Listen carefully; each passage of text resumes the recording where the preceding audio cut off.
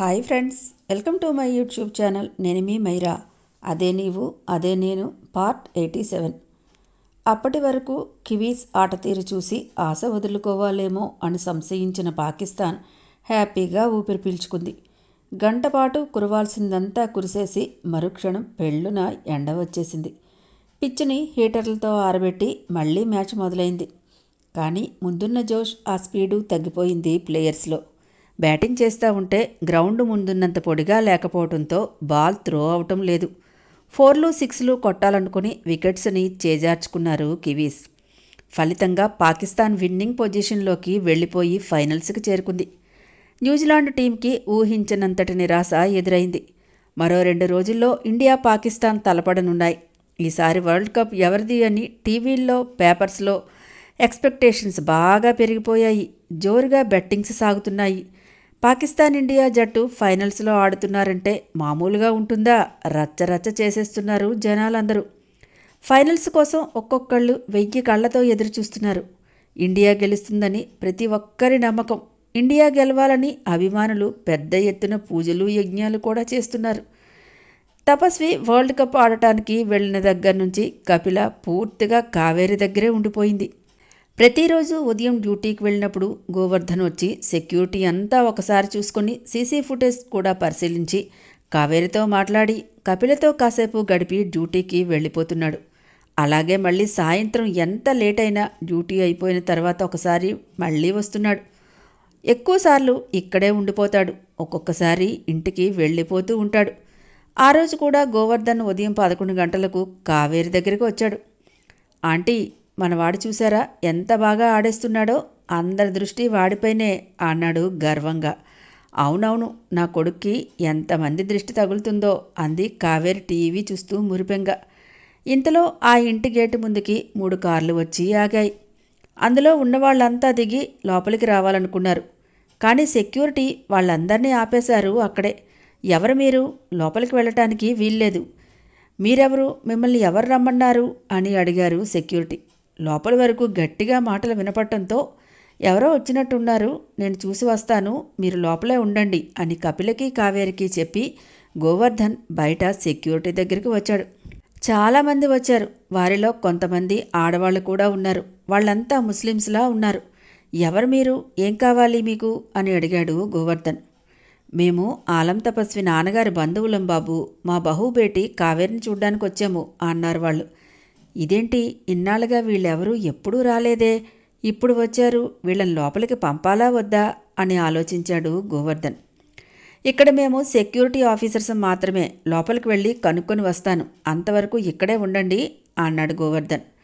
వచ్చిన వాళ్ళకి కోపం వచ్చినా ఆ కోపాన్ని మనసులోనే ఉంచుకొని బయటికి చూపించకుండా మౌనంగా నించున్నారు.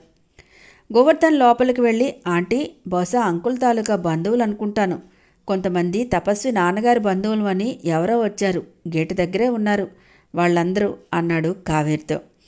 నిజమా? వాళ్ళెందుకు వస్తారు? ఎప్పుడో మమ్మల్ని వదిలేశారు వాళ్ళు. ఇంత దూరం వస్తారని నేను అనుకోను. నేను ఒకసారి బయటికి రానా అని అడిగింది కావేరి. రావాలి, మీరు చూస్తే కానీ తెలియదు, రండి అని కావేరితో పాటు బయటికి వచ్చాడు గోవర్ధన్. అల్లంత దూరం నుంచే గేటు దగ్గర నిలబడి ఉన్న వాళ్ళని చూస్తూనే అక్బర్ తల్లిదండ్రులుగా పోల్చుకుంది కావేరి. వెంటనే తల మీదుగా తన కొంగుని లాక్కుని ముందుకు వెళ్ళి నమస్కారం చేసింది. కైసే హో బేటీ అన్నారు అక్బర్ తల్లిదండ్రులిద్దరూ. నేను బావున్నాను, లోపలికి రండి అని అందరినీ సాదరంగా లోపలికి తీసుకువచ్చింది.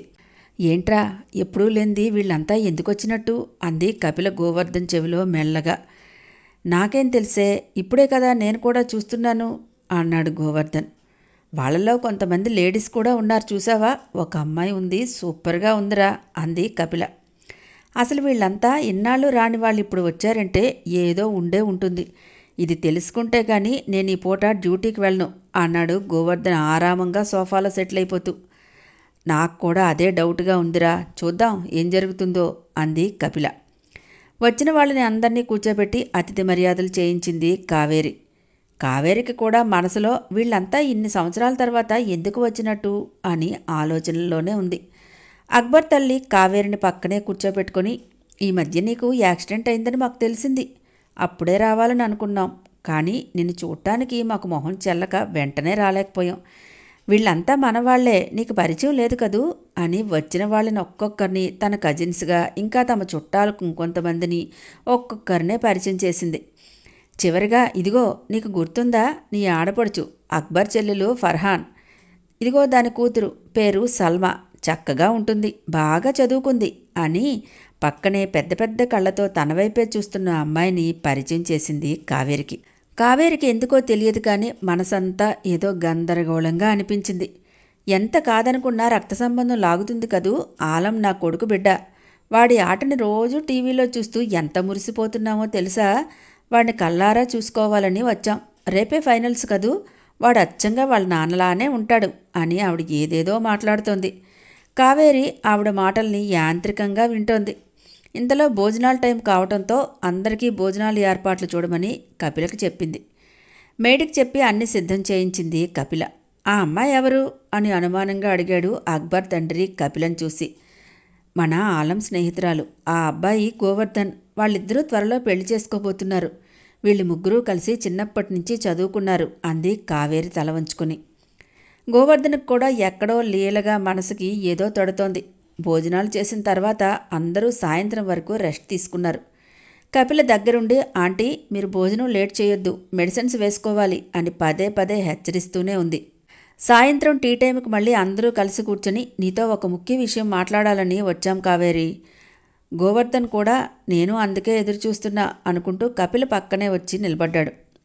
అప్పుడే టీ స్నాక్స్ తీసుకుని వచ్చిన కపిలను చూసి, మేము పర్సనల్గా మాట్లాడుకోవాలి, నువ్వు అవతలకు వెళితే బాగుంటుంది అన్నాడు అక్బర్ తండ్రి కాస్త గంభీరంగా.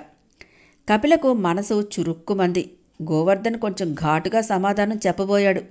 కానీ కావేరి కల్పించుకొని, క్షమించండి మావయ్య గారు, తను చిన్నప్పటి నుంచి ఇంట్లోని ఆలంతోనే కలిసి పెరిగింది. అమ్మా నాన్న ఉన్నా ఎప్పుడూ నా దగ్గరే అలవాటు, పరాయిదేం కాదు, మీరు ఏం మాట్లాడాలనుకున్నా పర్వాలేదు అంది కావేరి. అయినా కపిల చిన్నబోయిన మొహంతో, లేదాంటీ మీరు మాట్లాడుతూ ఉండండి, నేను మళ్ళీ వస్తాను అని మరో మాటకు అవకాశం ఇవ్వకుండా బయట గార్డెన్లోనికి వచ్చేసింది. దొంగమొహాలు, ఎన్నాళ్ళ నుంచి రాలేదు కానీ ఇప్పుడు వచ్చి నన్నే పరాయిదానిలా చూస్తున్నారు. చెప్తా వీళ్ళ పని, అసలు ఎందుకు వచ్చారో తెలియాలి, అప్పుడుంటుంది వీళ్ళందరికీ నా చేతిలో అనుకుంది కపిల కచ్చగా. గోవర్ధన్ వైపు నీకు వేరేగా చెప్పాలా అన్నట్టు చూశాడు అక్బర్ తండ్రి ఒక చూపు. అసలు వాళ్ళు ఎందుకు వచ్చారని ఉదయం నుంచి బుర్ర బదలుకుంటున్న కావేరికి కపిల అలా వెళ్ళిపోవటంతో మరేం మాట్లాడలేక మౌనంగా ఊరుకుంది. గోవర్ధన్ కూడా అయిష్టంగానే అక్కడి నుంచి కదిలి బయటికి వచ్చేశాడు. సల్మా ఇలారా అని తీసుకొచ్చి కావేరి పక్కనే కూర్చోబెట్టింది అక్బర్ తల్లి. ఇన్ని రోజుల నుంచి మేము రాలేదు, పాత విషయాలన్నీ మనసులో పెట్టుకోవద్దు కావేరి. ఆలం ఎక్కడ ఉన్నా నా కొడుకు బిడ్డే, ఆ హక్కుతోనే అడుగుతున్నాను అంది అత్తగారు. రేపే ఫైనల్స్ కాబట్టి అమ్మకి ఫోన్ చేశాడు తపస్వి. కావేరి వాళ్ళతో మాట్లాడుతూ ఉండటంతో ఎంతసేపటికి ఫోన్ లిఫ్ట్ చేయలేదు. వెంటనే కపిలకు కాల్ చేశాడు. ఈ దొంగమొహాలు ఇన్నాళ్ల తర్వాత గుర్తు చేసుకుని మరీ ఎందుకు వచ్చారంట, మనల్ని బయటికి పొమ్మన్నారు, నాకేదో తేడా కొడుతోందిరా అంది కపిల. ఇంతలో తపస్వి కాల్ చేస్తూ ఉండటంతో కపిల లిఫ్ట్ చేసి, కంగ్రాట్స్ రా, ఫైనల్స్కి వెళ్తున్నందుకు. నీ ఆట కూడా చాలా బాగుందిరా, ఇలాగే ఆడాలని మనస్ఫూర్తిగా ఇద్దరం కోరుకుంటున్నాం అన్నారు Govardhan Kapila. Thank you my dears. అది సరే కానీ అమ్మెందుకురా కాల్ లిఫ్ట్ చేయడం లేదు, బాగానే ఉందా అన్నాడు. సూపర్గా ఉన్నారు ఆంటీ, చాలా హ్యాపీగా కూడా ఉన్నారు. మీ వాళ్ళమంటూ బోలెడు మంది జనం వచ్చారా ఇంటికి అంది. మా వాళ్ళ? ఎవరే, నాకు తెలియని మా వాళ్ళు ఆశ్చర్యంగా అన్నాడు తపస్వి. అదేరా, మీ తాతగారు వాళ్ళంటే వచ్చారు చాలామంది. ఇంట్లో ఆంటీ వాళ్ళతో మాట్లాడుతోంది, అందుకే నీ కాల్ లిఫ్ట్ చేయలేదేమో అంది. అవునా, వాళ్ళకి ఇన్నాళ్ళకి బుద్ధొచ్చిందా, వెతుక్కుంటూ వచ్చారా, ఏంటో సంగతి మరి అన్నాడు. ఏమోరా, నాకు తెలియదు అంది. వస్తే వచ్చారులేవే, నాకెందుకు కానీ అమ్మని లేటుగా అయినా ఒక మెసేజ్ చేయమను. ఓకేనా, ఉంటాను అన్నాడు. రే గోవు, వాళ్ళు ఎందుకు వచ్చారో నువ్వైనా తెలుసుకోరా అన్నాడు తపస్వి. ఎందుకేంట్రా, చుట్టాలన్న తర్వాత రాకుండా ఉంటారా అన్నాడు గోవర్ధన్. ఆ విషయం నాకు తెలుసురా, కాకపోతే ఎన్నాళ్ళు లేని ప్రేమ ఇప్పుడు ఎందుకు వచ్చిందా అని ఆలోచిస్తున్నాను. నేను తెలుసుకొని నీకు చెప్తాను, కానీ ఇక్కడ విషయాలేవి నువ్వు బుర్ర చించుకొని ఆలోచించాల్సిన అవసరం లేదు. గేమ్ మీద దృష్టి పెట్టు, ఓకేనా అన్నాడు. సరేరా, ఓకే అయితే ఆల్ ద బెస్ట్ రా అన్నది కపిల గోవర్ధన్ ఇద్దరు. ఓకే బాయ్ అన్నాడు. ఆలం ఎక్కడ ఉన్నా నా కొడుకు బిడ్డే. ఆ హక్కుతోనే అడుగుతున్నాను కావేరి. ఆలంకి సల్మాకి నికా చేయాలని నిశ్చయించుకున్నాం. నీ అభిప్రాయం కూడా చెప్తే బావుంటుంది అన్నారు ఏకకంఠంతో వచ్చినవాళ్ళు.